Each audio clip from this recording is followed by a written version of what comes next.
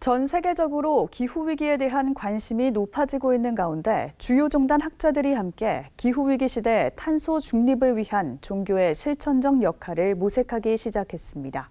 송주열 기자의 보도입니다. 경희대 종교시민문화연구소는 최근 탄소 중립 정책과 종교를 주제로 온라인 심포지엄을 열었습니다.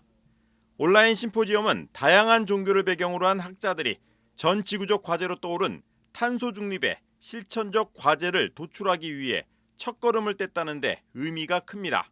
코로나로 인해서 단지 이 기후 위기나 전 지구적 차원의 여러 가지 문제가 한 국가만의 문제가 아니고 한 특정한 종교만의 문제가 아니고 한 개인의 문제만이 아니라는 것을 이제 인식하게 되면서 뭔가 세계 시민적 차원에서 연대할 필요가 있다는 걸 절감하게 된 것 같습니다.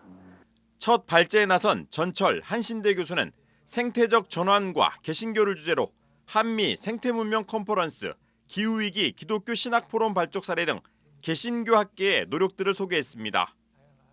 전 교수는 어떻게 하면 문자주의적 종교양식에서 책임주의적 종교양식으로 거듭날 수 있을 것인지, 그리고 과학기술의 도전 앞에 종교가 무슨 이야기를 할 수 있을까 계속 고민하고 있다고 말했습니다.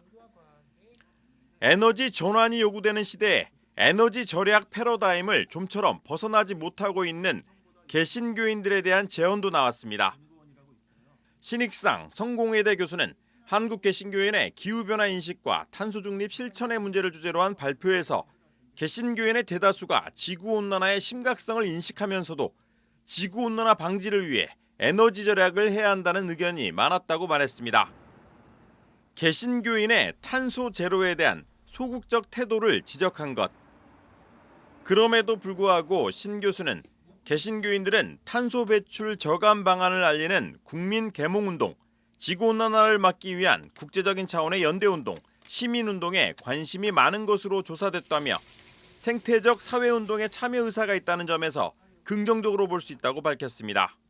에너지 절약이라는 사적 실천이 에너지 전환이라는 공적 실천으로 이어질 수 있는 통로로서 생태적 사회운동 참여 의사가 있는 개신교인들이 존재한다는 사실이고요.